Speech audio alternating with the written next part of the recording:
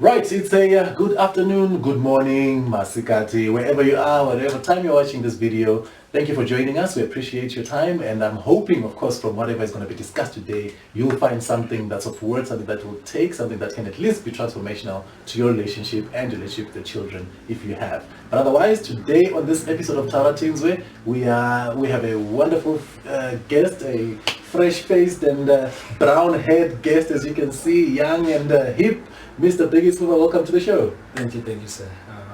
I'm honored to be part of the show. It's a privilege to have you, really. And I think I've known you for a number of years. I was telling my friends earlier as we're driving, the crew, that the most vivid incident I have is the one we're driving on the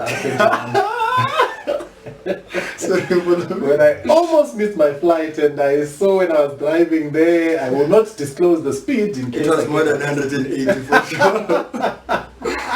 If you're sitting in the passenger seat. No, it was something else. But anyway, yeah, that's good, man. I think today what I want to talk to you about, Bheki, is the issue of fatherhood, and I'm very much aware that you grew up with an absent father for most of your life. How was that experience, you think? How did you feel? How did you perceive the whole thing as you grew up? Well, thank you again for having me or to be part of the show. It's been without a father. I've been without a father the rest of my life. I'm actually raised by a single mother. We are three of us. I happen to be the one boy or son of him. So yeah, it was not an easy thing because I spent, that is to say, most of my life outsourcing the father things. So, but I was fortunate along the way. God blessed me or graced me with good people around. So I would meet people and I would learn everything. I was so fascinated about was to see, and because I, according to my understanding and knowledge, that my parents, they broke up when my mother was pregnant. Okay. So they parted ways. So I've never had that intimate of relationship with my father. So I've seen him there and there several times. Few I can't even count them. I still have the memory of the times that I've met with him.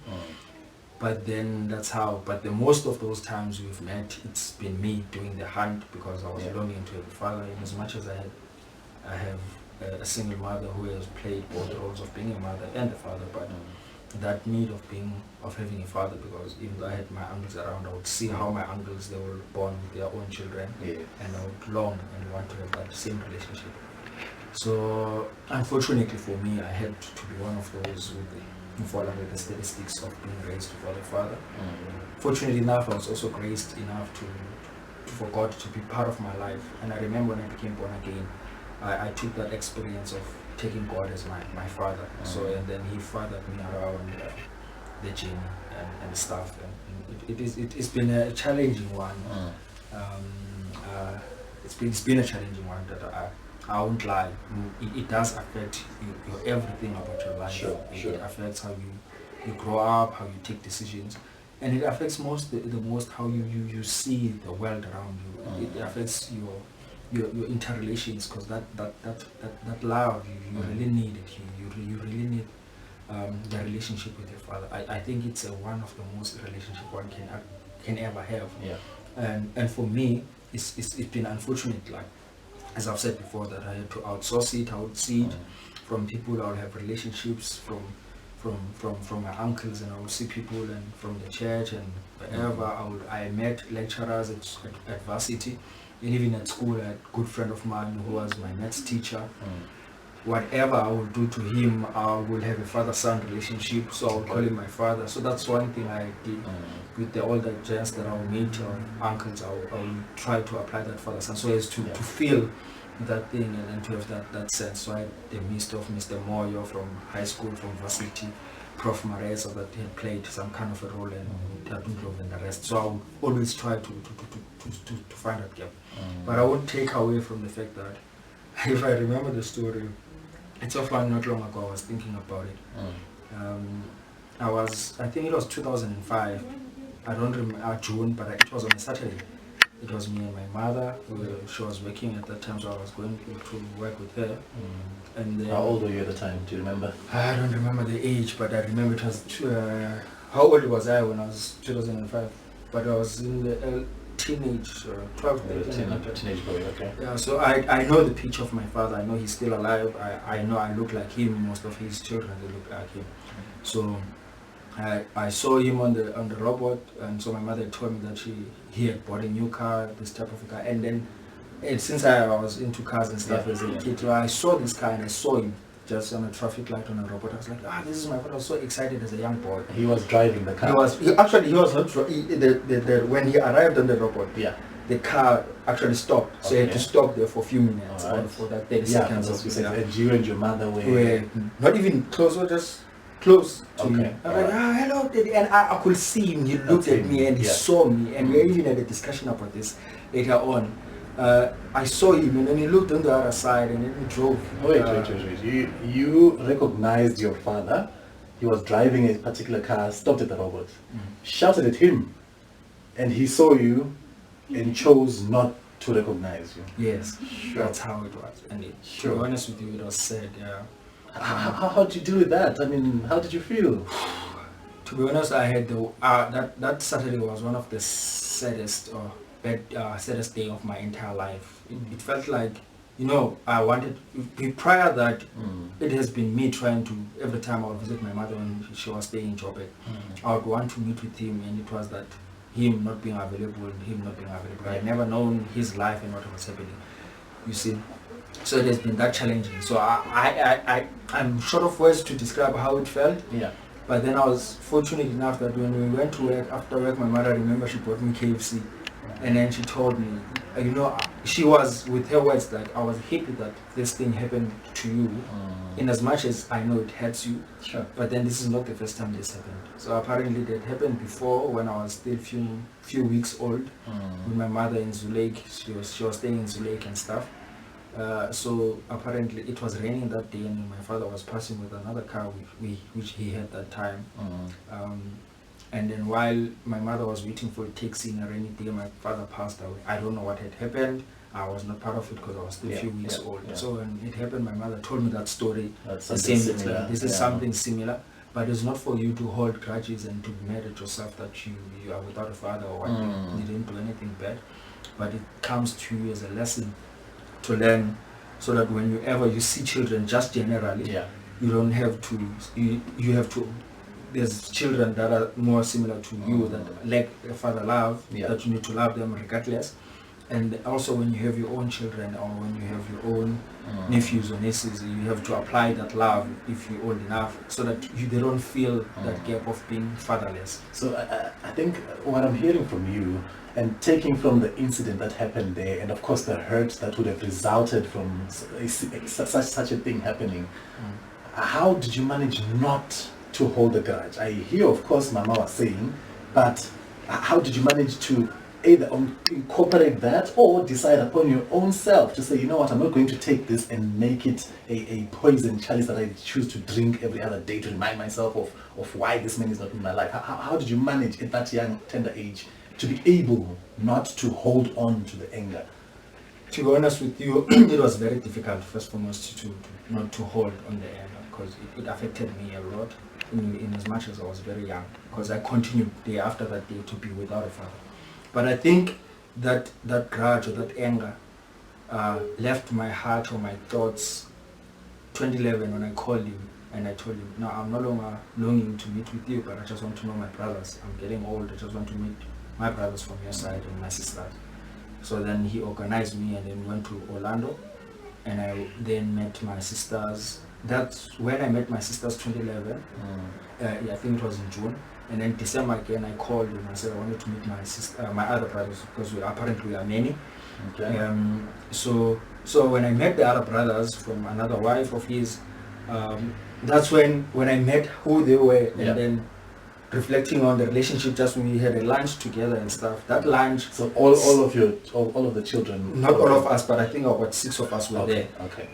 But in that lunch we had, I think some of my unanswered questions were answered. Okay. And then something felt inside me, because God was actually answering those. It's like, some of the things I took you from this process, but if you had grown in the manner that you had wanted for him to be present in your life, you would have not been the Bheki that you you are today. Okay. So from the day, I think from that day, I was grateful that he was away for me to learn the things that I became to be, probably to be the part of the man. In as much as it made me vulnerable. I remember I nearly went astray with my life in many other things, and God had to call me off, and with the side effects of being a father and all these things happening in the world, I was nearly close to do all those things. I actually initiated some of them, but then God came over. Then when I met them in 2011, that's when I realized. And the sad part of it, you know, these things are strange. You know that in my family, my father, I also have a brother who's called Bheki. Oh, okay. Bheki. Wow. So in 2011, when I met him, he introduced us, and then boom. And then when he introduced, he said, Bheki, this is your brother Bheki. And then I'm older than him. I'm 1 year older than him. I was like, what? Interesting. This is something strange. Was he named after me that I was gonna not be a part of the equation and all those things? In as much as it shook me, but I think God, if it was not for God at that point in time, still I would have been actually to find it difficult to handle. In as much as Bheki, my younger brother, was said that he I remember Joshua told him, like, my guy, are you mad because you are both Bhekis? And then my father had to explain that you are Begumuz and the other one was Bheki Sifuba, but they're not like Bheki. It doesn't substitute. We are both your sons. I was named by him. Sure. My mother named me Mawande and he named me Bheki. Okay. So before I was born, and then I took that name. That's why I'm called Bheki. Yeah. And then he also, a few months later, gave a son the same name. And then it was another turning point on 2011. Oh wow, we are Bhekis. So it's part of. And then I was probably, if we were to apply the fairness, I was supposed to be the one who was mad and angry towards because I'm the owner. So to be honest with you, it had somehow, if emotionally, will hit you differently. Because imagine, just imagine, just the fact of thinking about it. Being in a room, you meet your brothers, you meet your siblings, and then they present who is who, and then we happen to share the same name. And the other side part, we all look alike. We all look alike. If you were to see my brothers, you will see Bheki in them. I saw myself in them. I was like, hey Bheki, we look alike. And as much as I'm a little bit more older than them. Yeah, but then it was the situation. I never took a grudge because I used the same words my mother gave me. Take this as a lesson so you don't repeat the same cycle or the same situation to them. Sure, you've done well, I think, in this whole non-grudge holding business. And I think I'm listening to your story and I'm hearing the number of times you tried to reach out to your father to try and start some sort of relationship, even if it's at the end wasn't with him, with the siblings that you have in the family. What would you say, what would you advise to someone who's watching this program or this video right now, who thinks they should not attempt to try and contact their father, that potentially they know who they are but they don't have a relationship, or they don't know and they're thinking of whether to go search for him? You know, based on your experience, what would you advise someone in that position? Okay, I think the advice would be around is when I did the search or wanting to have a relationship with him, it was a reverse of continuous disappointments. So you can't shy away from the fact that you will be disappointed, because you would think that if you want to, like, you for sure there's a need. The fact that you think about it, like, I'm without my father and my father is alive and is out there, being a father to someone else who's not knowing to be a father, so you don't know what had happened. But then I would encourage anyone who wants to, maybe they say these words these days, to have a closure, to have just it might not be a closure, maybe a relationship with, just to have a few words with him. I'll encourage anyone, if they have their fathers alive, they never had a part of their relationship, just to go and have a chat with them. Because I wouldn't tell you the same expression of feelings that I felt when I met with him. I remember 2011. There's so many questions that were answered, that I was freed from many things that I lived for years with. Okay. That when I met with him, and then I met with my brothers as well, that lunch for me was beyond lunch. Okay. It was something that actually broke many chains. So then from then, part of me was more grateful that I was excluded from the get-go, in as much as the process was not easy. Yeah. So it's good. I would encourage anyone who wants to meet with their parents or to search, because I think they reach a certain, life it's different how we live. You know, at this point in time, my father is the one who's searching for me. Sure. He's the one who's calling me more often than I used to. Yeah. So I think he has reached a time in his life where my mother had anger towards him for some years because of what he did. Yeah. To her and also to me. Yeah. So I would, when I was young, beg her and stuff. You know, now the sad part of it, especially the past few months, he's been trying to call and I would answer the calls. But then there was a day where I was so hit so hard. I couldn't not that I hate him. I couldn't communicate with him in a manner that he wanted me to communicate. And I asked myself, what took so long for him to realize that I can call this guy and say my son and stuff. I couldn't understand why it would last more than close 30 years for him not to be to reach that level of I need to call this guy. So then the thing is, what I'm trying to say is you as a son, you can do the chase or the hunt of your father, but your father might not have the same energy or the desire so you have to be also expecting disappointments. But then through that process, there's developments, there's lessons, there's things that you have to go through, because life, if you're looking at the bigger picture, now I'm a father and it's a different story. How I see things is totally different if he was present in my life. So there's a part of me that is grateful. And how's your relationship now with your father? Has it changed at all, if at all, from during this period? Well, the relationship has not changed that much because we still chat over the phone.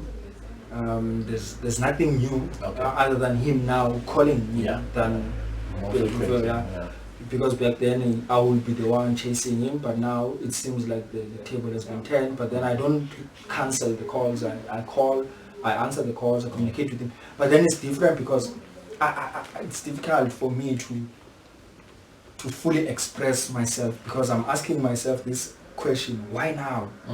No, and it's something probably he cannot be bold enough to answer, or maybe it might be the answer for it. But then that's the only question: why now? Why is it so easy now that you could pick the phone and call, "How son, how are you?" and stuff. Maybe I don't know. It's one of those things. Well, I hope for both of your sake that it does improve with time. It's my prayer, really. I think one of the main things that made me write the book that I wrote was to try and foster that kind of reconciliation between fathers and sons, because we know, especially from our backgrounds, that a lot of our people have grown up without having fathers at home, and those who have them at home don't really have that good of a relationship that they can actually benefit from what they should from their fathers. And I think for me, it's to encourage both to try and either reach out to their unknown or known fathers who weren't really present, and those who have their fathers currently, to try and increase and improve upon the relationship that they have. And I think it's something that you have now recently become a father. And when you look at your child, what are the things that you think, I don't want to take from the relationship that I had with my father into this next generation, firstly, and secondly, what are the things that you potentially could have gotten that you want to pass down to the next generation? Okay, well, to be a father, now I'm a father, yes, of an amazing daughter. It's a daughter, hallelujah. The nickname is Wakanda. She did that sign on the scan when we went to check her, so she did this sign. So from that day, we called her Wakanda. Okay. You see, the relationship with her has been nothing but amazing. But then, there's this thing called forgiveness. That thing, it's something. I'm a forgiving person. I don't think there's a person under the sun that I would say I hate or have grudge on, whatever reasons. I don't have people that I hate in my life. I don't have people that I don't wish to pass the street because I will meet with them. I live that type of a freely life of forgiveness. But then with my daughter, in as much as we are far from due to the lockdown and distance and stuff, we communicate and stuff. There's this energy. My family, they know that I constantly, when I'm on my phone, I watch her videos, I watch her, because we do video calls and stuff, I will watch her pictures. There's this energy that attracts me to her, to be close to her, for her to not to feel insecure, for her to feel safe, protected, to feel loved, and the caring. There's that energy that attracts it. That's the same energy. Then arise another question that I'm asking myself. What is it that I didn't have as a child that my father never had that same attraction that was pulling him towards me, that actually it was pushing him away from me? But then with my own daughter, the only thing I'm longing is to be close with him, with her. It's something that I'm longing to. But then I think to answer precisely your question, it's something that I've learned is the relationship with the hole and the gap that I had with insecurities, protection and all those things, financially stability and all those things, the provision, it had created for me that I don't want my daughter or my kids or in the future, if I will have many, I don't know. We pray that you do. I think this is the last one, but we'll see. To have the same, I don't want them to have the same psychological or emotional affects that they wish their fathers were there. Their father were there. And I want them to always know that the father is. I think there's a relationship that I've developed with God, that whatever that had happened between me and him, he had never left me. So he has always been ever present in my life. Everything that I needed, he has been there. So I would like to portray the similar relationship, because there's that thing. I want to sit with my daughter in this couch or something, for her to feel comfortable to talk to me, to feel comfortable to express her feelings towards me. Say, Daddy, I didn't like this, and then we discuss things. I don't want that one-sided relationship, because I grew up without my father. I know people who grew up with their father, but they were not present in their life in a manner that the relationship was one-sided. They would be recipient of only the words declared by their parents. They will never have felt free to express their feelings. So I want this relationship, because I know, being a father, I want to grow to be a different person through her, because she will come as a different human being, different emotions, different mind, different thoughts, different character, personality. So I want to integrate myself into that, and I'm looking forward to see what I will be with her along my life. You see, that's the only difference. That is something that I've never had. Probably my father never had with me. No, I hear you. And I think, what would you say then to somebody who recently had a child like yourself and is looking forward, or is thinking, perhaps I don't know how to do this thing, I never saw my father show me love, I never saw my father being there for me, etc. As a guy who totally would relate with such issues, what would you tell a father in just the place where you find yourself today? To be honest with you, as I said, I grew up most of my life outsourcing love of the father. So that is how I outsource many of the things. So in this world we live in a world where there's social media. So you almost probably plus 8 hours of your day you spend on plus minus 8 hours you spend on social media, whether Instagram, Facebook, or what. So I took a conscious decision to follow people that do the fathering. So that whenever I have my social free time, I see them, so it will remain in my mind. I will see Ronald with Nyasha breaking all the phones. So that thing that you see. So one thing I want to see on my timeline, it's something related to what I want to impact me. Because it's something that I'm about to give something that I've never received. So then, to be a new father or to be a father, and the other advice I would give, be out there, be open enough to not to teach your child only, but also to learn from them, because that's another thing. That's something that most people they reject. That as parents they reject. What can we learn from each other?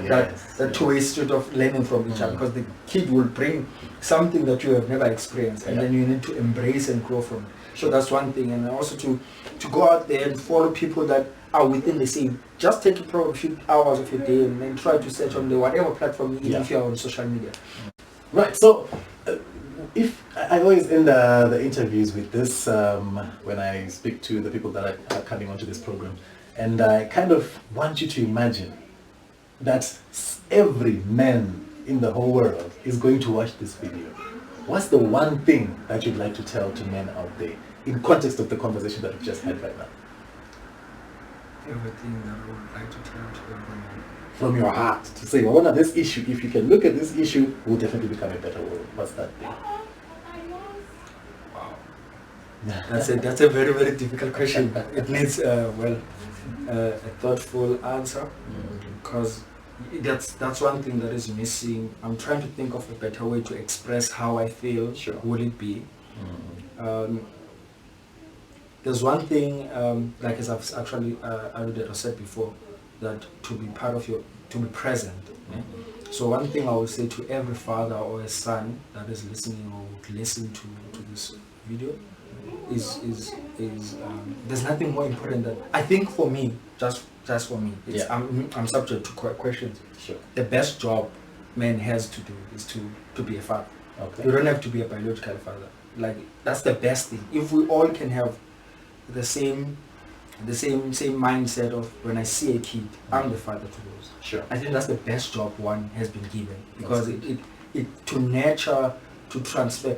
I think I remember once a question to someone who was the top person in his expertise in his career. I asked, how many people would you point and say, these are the kids that I've nurtured into the same space I am, maybe for whatever.